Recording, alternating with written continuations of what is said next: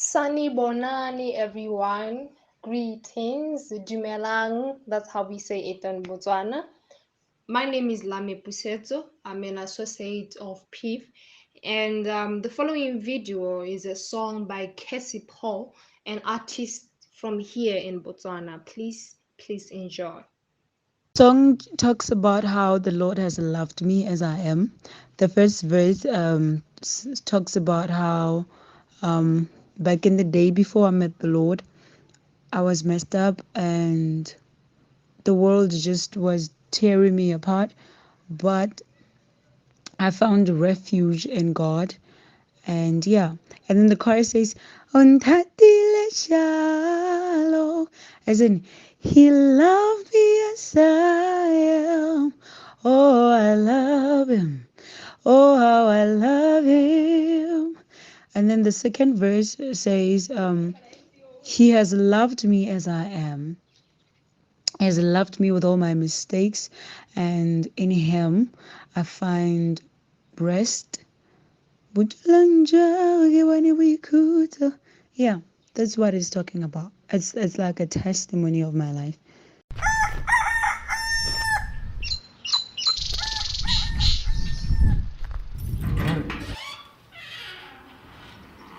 Cassie, o tswa kae nako tse? Wa bona le gore gone gore ke nako mang? Cassie ke moruti and o ntshegisa batho ba go leba o ntse yang o ntse jaaka o ntse yang. A ke batle tsone dilo tsenetse. Ke ipotsa gore le mmago ga a ka tswa go le kwa go robetseng teng. Wa go nteba ke le motho o ntseng jang? Le wena wa go ithela o le mo seemong se se ntseng jang? Se se ntseng jang? A ke batle tsone dilo tsenetse. Ke a tsamaya ke a kerekeng.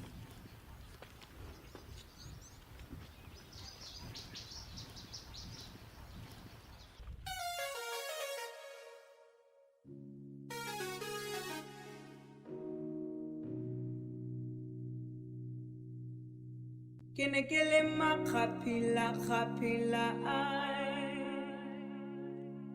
Kantla ya fasileno Kare mutima ke se boloke sapelo le moya Tatanka wakile kai Tatanka wakile wakamam O bolokile moya wame Oh, balakila maya wame. Tatanka makila kai, tatanka makila wakamang. Oh, balakila maya wame.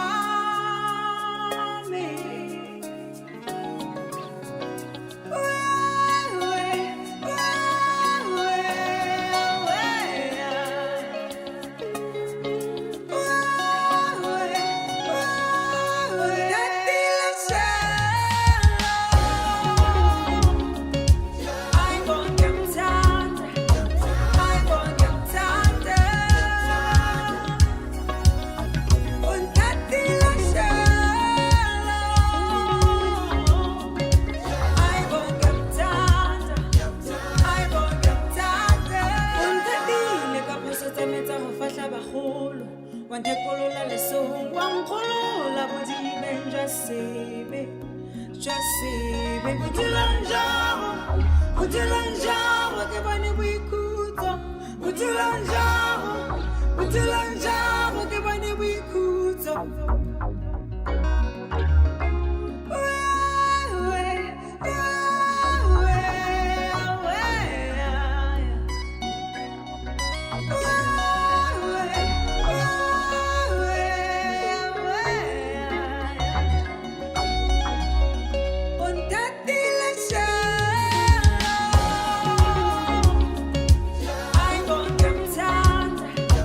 I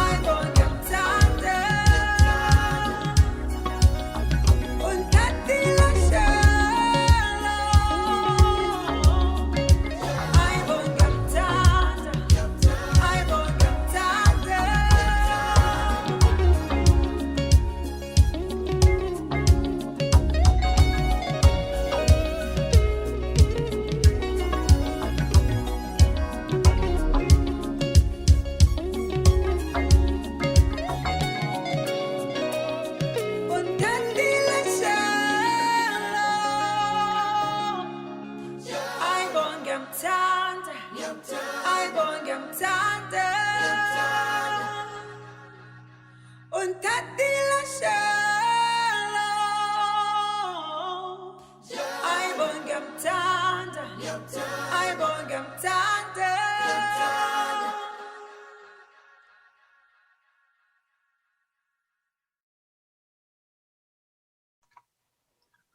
Well, Hotep family, Hotep, peace and blessings. I greet you in the name of God and the ancestors, in whose footsteps I most humbly walk as Brother Ed Moja, for this is the Piff Conversations.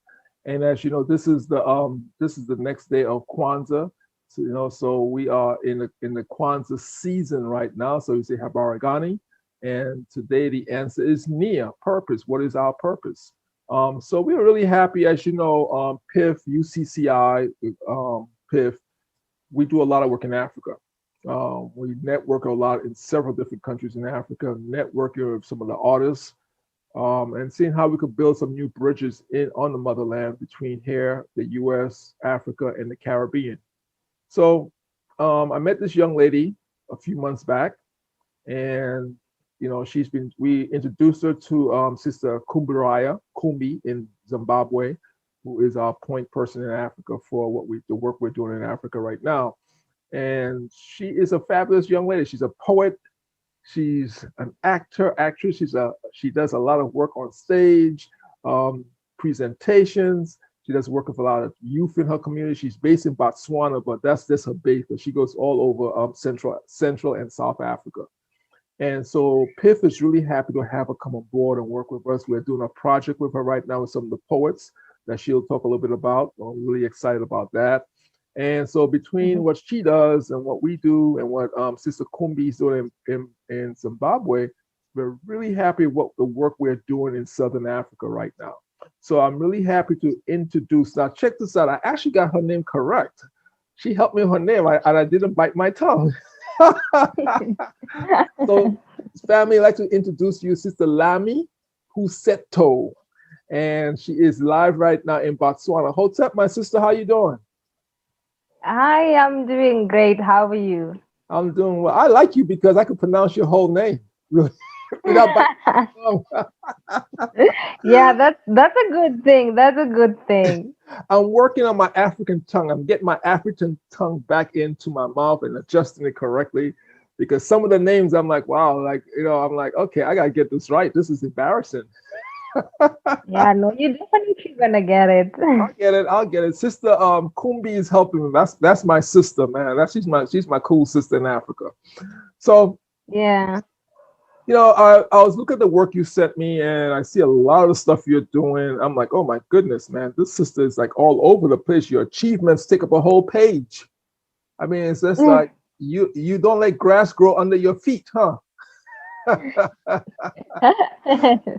So let's tell the family a little bit about who is Lame. Who is Lame? What does Lame do? Tell us a little bit about Lame. All right. Thank you so much. Lame Peustso is a 24-year-old lady from Botswana. I was born in Kalahari Desert, so I'm from the desert, from the dry lands, of course. And I'm a spoken word poet, an award-winning author, and I do a lot of community works as far as literature is concerned. And I'm what we can call a local performer. I have a lot of performances locally. I do a lot of performances for both the government and non-governmental organizations. And I also have a lot of work that I do internationally in Uganda, in Zambia, South Africa, Malawi, in different countries. And most of them, or all of them, are based in literature projects. I either attend literature festivals as a panelist to discuss African literature issues. I either attend maybe as a spoken word artist, or sometimes I even attend actually as a guest to go and benchmark on other issues or other celebrations, how other countries are actually celebrating different aspects of literature in Africa. Wow. That's a mouthful for 24-year-olds. So what inspired you to get into this line of work? Because something must have happened. I saw, you talk about your dad and your father's inspiration. So what pushed you in that direction? I grew up being raised by both my mom and dad, and my mother is illiterate. She doesn't know how to read or write, while on the other hand, my dad was. So the two of them, the way they behaved towards one another. My father would write my mother a letter, even though he knew that my mother couldn't read. That is one thing that actually made me love my childhood, because I always had to wait for my dad to write something to my mom so that I can take it and go read to my mom. So I grew up in that culture of being able to read every time. Maybe sometimes my mom will say, okay, say this to your father. It means I have to write it down and then go read it to my dad, or my dad will just take it and read it.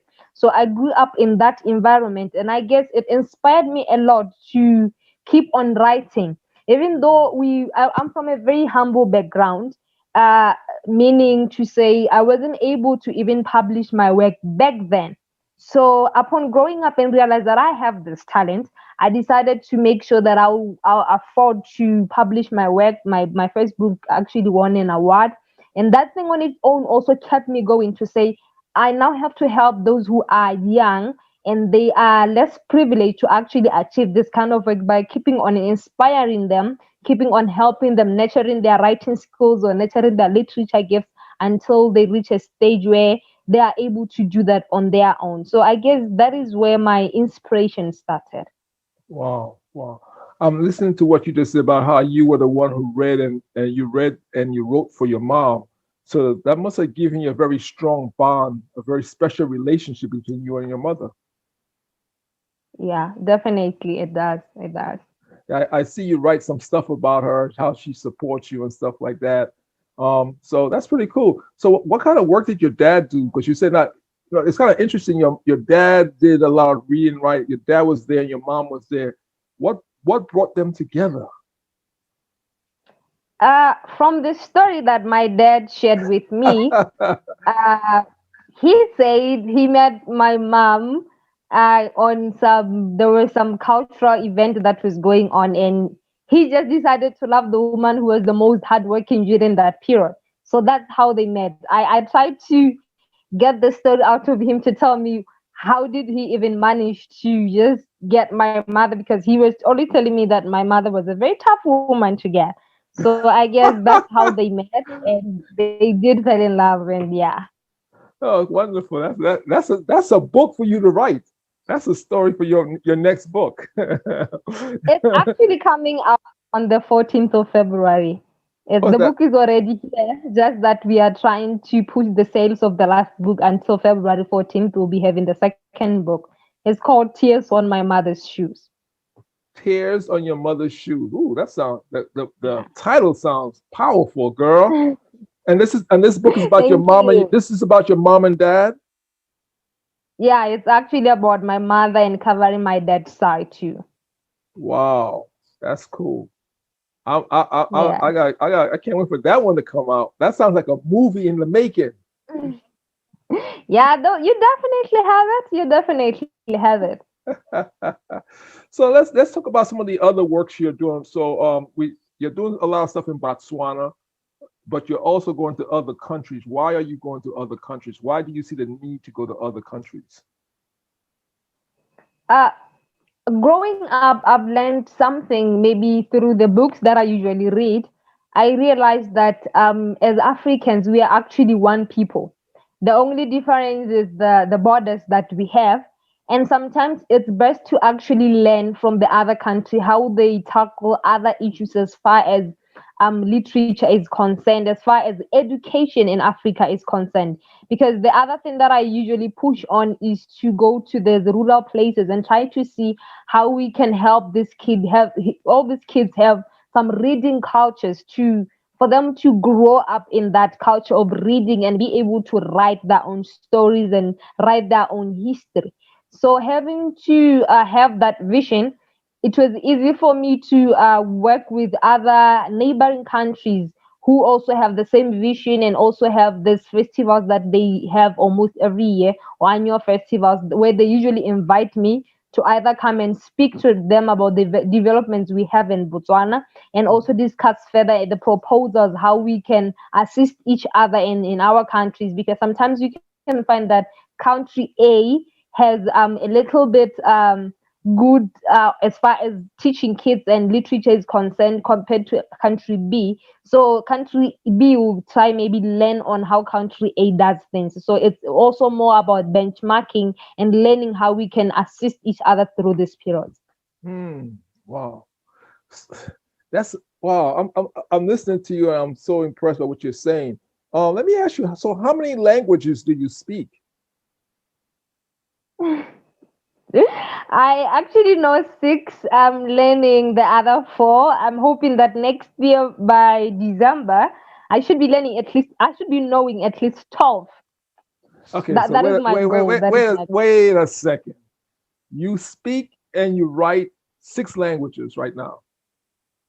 No, I speak 6. Writing, I still know, let me see, 4. I still know 4 for now. I only write 4 for now. So you speak 6 languages, you write 4, and you're working on some more. Yeah, I want to learn. I want to be that person who can just fit in any community, go to like up Africa, still be able to communicate with anyone, anyhow, without having any language barrier issues. Okay, I'm gonna make you my official interpreter when I come to Africa. No problem. She said no problem. So okay, so what 6 languages do you speak? Okay, we have Setswana, which is the national language here besides English, and then I have my mother tongue, which is called Sunguluha. I have a bit of Afrikaans because of my dad's side of family, and then I have a bit of Herero. Herero is also found in Botswana. And then I'm learning a bit of Bemba. Bemba is in Zambia because I've been there for some time. So I had to learn how they speak Bemba. And then the 6th one is actually a language that is also spoken in Botswana. It's spoken by the Khoi. It's actually called Sekgotu. Oh, cool. Yeah, Wow. you remember the Khoi, the San and the Khoi? Yes. Yeah, so the other language is for the Khoi. Oh wow, I'm impressed. Wow, like I said, when I come to Africa, you're gonna be my official interpreter. So that way, No problem. so that way I don't end up biting my tongue off trying to say. I know. I'll definitely teach you some. I'll definitely teach you at least to say Dumelang, Lutsugile. That is to say hi. How are you? Yeah, Dumolang. I remember that from our WhatsApp channel conversation. Yeah. Yeah, I do remember Dumolang. Dumolang. Yes. So so let me ask you. So how is your work with the youth, the young people, with the young people in Botswana and in the region? Because I know that they have a lot of challenges, and you are working across different language barriers and maybe a little bit different in cultures. There's probably some culture clashing or culture issues in there. So how are you making out with that? What are some of the challenges you're going through as you work with the young people? Yeah. Besides the current issue of COVID-19, honestly, it's not easy. It's not easy because we are in an era where in Africa and also in Botswana, we kind of shifted our minds from our talents and focused on our formal education. And at that period, when we focused on formal education, we kind of abandoned our talents a bit. And then some of the issues of unemployment, the high rates of unemployment in our country, made us realize that we actually had to go back to the crossroads and realize that our talents are as equal as our formal education, and we need to take them seriously. So that period when we shifted back and went back to the crossroads, a lot of young people took their talents seriously and started trying to see how they can actually work things through in all these processes. So during that period is the time when now I will say personally I was happy, or I am happy since it's still on. I am happy with the current arrangement of things because a lot of talented youth are actually working hard to see how they can make their work go out there. I forgot to mention that I own a publishing company, and within a space of a month, I would say we can get close to 8 or 9 authors coming in and saying, here is my manuscript, I need you to publish my work. Here is my manuscript. So that on its own, it made me realize that actually people are taking their talent and their literature work seriously. So it gives me more time to also be able to engage with the young ones, with the old, because we do have our old folks here who used to write, who used to do performance poems, but now because they are old, they are not able to do that. But their work are not documented, and there's no one who will come and say, we do remember this old guy, he used to do these poems, because most of them, they don't even have videos to show that. So there's a period where I also have to come in and talk to them, see how we can maybe revive all those old poems that they used to perform, and try to work through them to get them into a book, at least so that we have, if we don't have a documentation of a video, at least we can have that as a form of a book. So I can say I do work in between both the old and the youth, but I love their enthusiasm towards their craft. I love the way they actually appreciate their craft. Wow. I'm listening to you. It's kind of funny what you just said about they had to go back, because the formal education is good and it's needed, but then your culture and your roots, it sounds like they moved away from it for the formal education, but now they found out they had to go back to the roots because that's who you are. And and like you said, it sounds like there's you're reaching a balance between the formal education and your culture education. Yeah. Is that balance? Is that what's going on right now? There's a balance between the two right now?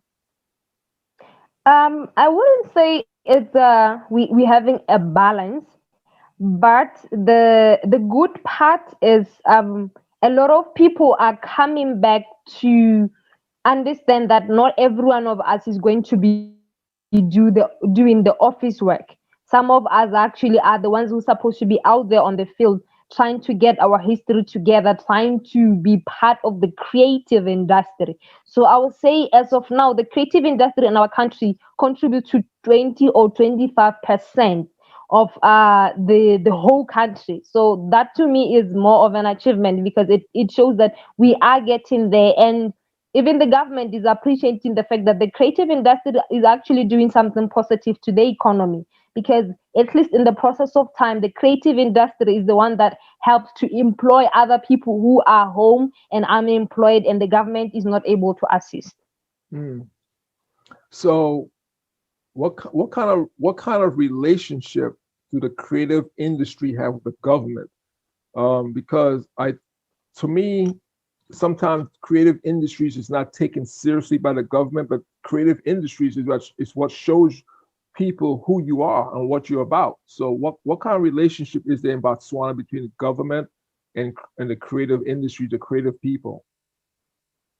I wouldn't say it's right now. I would say it's an on and off relationship, which sometimes it just. I'm sorry about that. Sometimes the problem comes with the issue of different administrations that come in or come out. But to be honest, right now in our country, the government for the past few years have been really trying hard to see how they can assist, even though they can assist everyone in the process, but they were really trying hard to see how they can help the creative industry, because they have some grants that are usually out there for the creatives or for the artists to apply for, to try to maybe work on their proposals and see how the government can assist them through that. The government for the few years has been having some annual competitions, what they call presidential competitions, where artists will register to go and perform and then win some of money so that they can also help themselves work on their craft. So it's a 50-50 kind of a relationship. The government, the creatives cannot rely on the government 100%, because it's not always where the government provides. But at the Right. same time, the government also can assist there and there. And in the process, the artists have to just find ways of how to survive on its own. But Yeah. because of COVID-19, this year we have had a lot of issues as far as the creative industry is concerned, because a lot of works were shut down, and we were not having any festivals or any events or anything. So in the process of time now, it's where the creative industry was really suffering a lot since COVID-19 started. But we do hope for a better 2021, and we hope to actually win this war. Yeah. Yeah. I know because speaking to you and speaking to Sister Nate, I have several artists in Botswana I speak to. Neo is another creator. She's Yeah, in the Nelo. filmmaking. Yeah, she's a good friend of ours. We're doing some work with her. And also Anthony Molusi. Anthony Molusi is my good Yeah, brother in Botswana. And speaking to y'all, I do know that you guys are back in a lockdown now from 7 p.m. at yeah, night to 5 a.m. in the morning. yeah. So that limits the amount of work you could do within that time, because from 7 p.m. if you don't have a special pass, you cannot be out of your house, right? Am I saying that correctly? Yeah, yeah, yeah, Okay, because of COVID-19. So yeah. now that, excuse me, Talking of Nero, uh-huh. she's actually the chairperson. No, the director of Women in Arts, and I'm the PR, public relation officer of that. So we do work together in the same office. Well, yeah. See, she and I we're working on something now together too. I love her work. I told her I'm a big fan of what she does. I just love what she does, and Yeah, she's so yeah, cool. She's a cool sister. yeah. I She just does. I never met, of course, I've never been to Botswana, so I never met her. But we do a lot of work, and I'm excited about working with her in 2021 and Piff and stuff like that. So let's talk about you a Yeah, little bit more. Now I know we have a project we're working on. So let's talk about the project that Piff is doing in Botswana with you and Sister Kumbi in Zimbabwe. So it yes. was your It's, idea. yeah, yeah. So let's talk a little bit about it. I I actually realized something, that most of the time when I travel outside to maybe some festivals or some performances outside, we hardly we just meet there for performances. We perform our poems and everything, and then the festival comes to an end, and we go back home. The only memories we have is maybe the videos in our phones, or the photos that we usually take during that period. But then again, as someone who have a publishing house, it's always in my interest to say, can we have something documented to say this book is an anthology of poets who participated in Piff 2020 of Zimbabwe.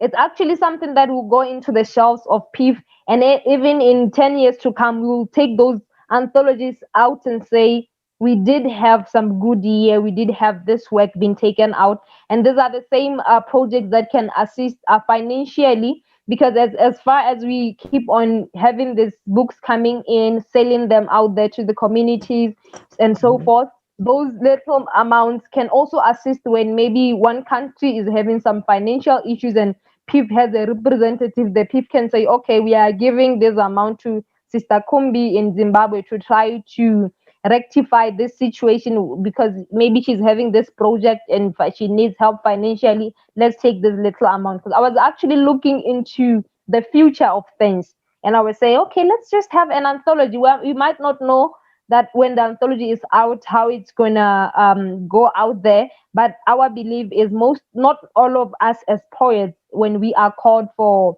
a beautiful presentation for Piff, not all of us can afford to publish our own poems. But if I call these poets together and assist them in publishing this particular book together, it can actually be a very beautiful gift to them.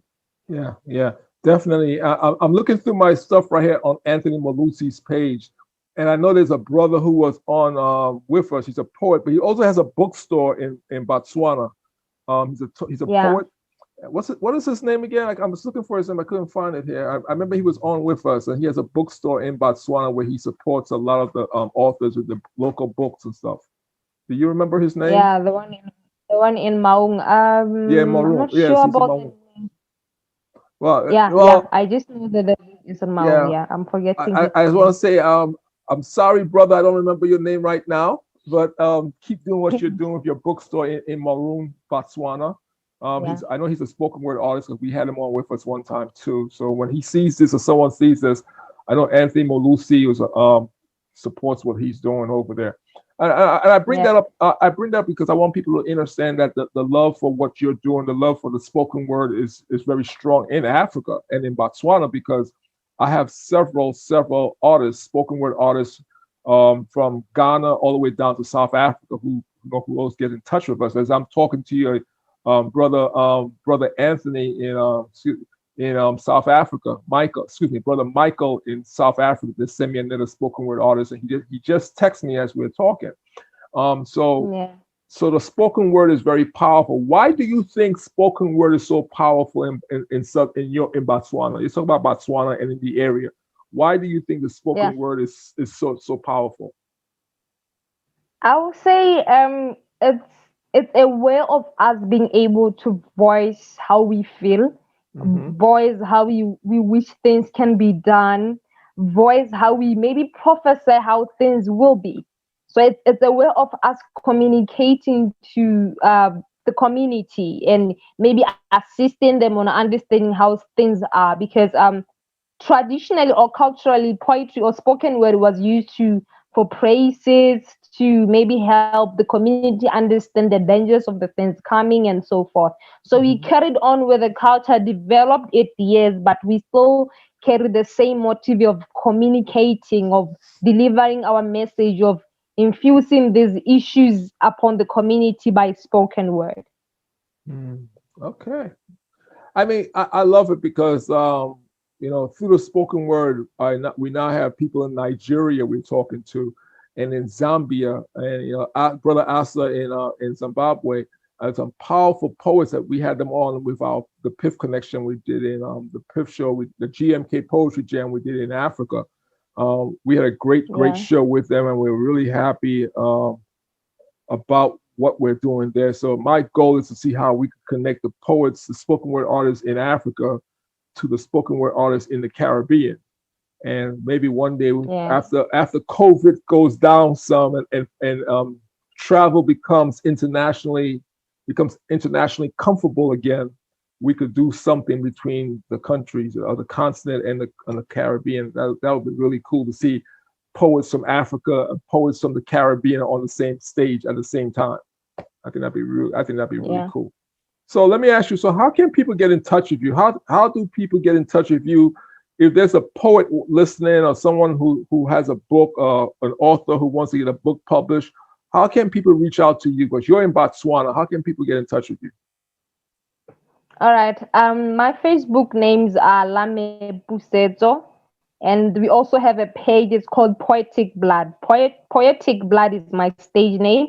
It's also Poetic Blood Publisher. So we just run the same page as Poetic Blood, where you can get all the information about where our offices are, where you can get in touch with us, and our numbers are also there. So it should be easy for someone, even for the international clients. You just search Poetic Blood, and then you reach out from there. Then we will take everything from there. Okay, Sister Lami, I need you to do something for me. Okay, I need you to spell that very slowly for the people who are listening from other parts of the world who might be interested in what you're doing. Spell that out, Poetic Blood. Spell that out nice and slow. Yeah. It's Poetic Blood. It's POETICBLOOD.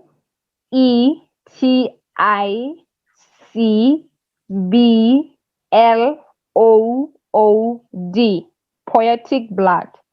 And that's the name they could go on Instagram. Where? Yeah. And then on Instagram it's Lame Peustso, Facebook is Lame Peustso, but then the page is Poetic Blood. Okay, spell your name now, nice and slow, because it's easy for you to say. You've been saying it for 24 years, but we're just catching up to you now. Right. So all right, it's LAME. That's Lame. LAME. And then Peustso is PUSETSO. PUSETSO. So it's Lame Peustso. I like it. Yeah. I like it. And for those who are watching and listening to this conversation we have with her, please reach out to her. What we're doing at Piff, and as you know, Piff, UCCI is the parent company for Piff, the Piff Pretoria International Film Festival. And we consciously put the word international in there because we are international. And so as we are building more international bridges with the creative people globally in Africa, in Europe, in the Caribbean, the US, Central and South America, as we're doing that, we're not just building it for us, we're building it so we can have just bridges open for many others to come and use them. Because if we are able to build these bridges and get them to where we get the creative people talking from different countries, I feel we'll have some great works to come out from these bridges and these connections. So Sister Lame Peustso is now part of Piff. We're doing some work with her in Botswana. We're doing work right now with her in Zimbabwe. With Sister Kumbi is doing work with her. We're really excited to have her on. I mean, she speaks 6 languages, so I'm happy. I'm happy for it. 6 languages. I got to ask Kumbi how many languages she speaks, because I got some powerful sisters around me in Africa, boy. I'm like, yeah. So, no, I'm really happy for that because, a few years ago, I went to Cuba, and I don't speak any Spanish, but I did not let the language stop me from going forward and meeting the people in Cuba. They were beautiful people I met there. Had a great time while I was there shooting a film, and so I look to do the same thing in Africa one day soon, to come to Africa and meet the people and see how we could build more on our connections. And Sister Lame, I want to thank you personally for allowing us to have office space at your company. Because for those who are listening, I say I have an office in Botswana. My office is in her office.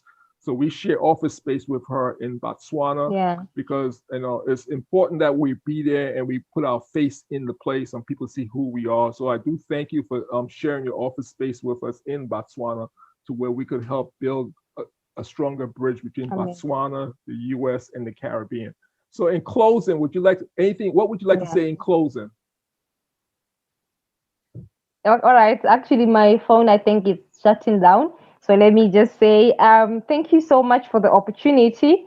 And I just want to say to everyone that as we are entering or stepping into 2021, I wish you the best, guys. I really wish you all the best. Take this opportunity to work on anything that has been burning inside of you. Take it out and share it with the world. I tell the creatives that the talent that you have in you is not for you to marvel at. It's actually for the world to marvel, not for you. It's for you to take it out to them and for them to marvel and be happy at it. Because it is at this period where we realize that we are actually the healers of the world. Because when people are going through a lot of stress because of issues of COVID-19 and issues like that, they read our work, they listen to our songs, they watch our films and stuff like that, and it also helps them to understand that we will win this fight. So go out there and do your work, and God bless you.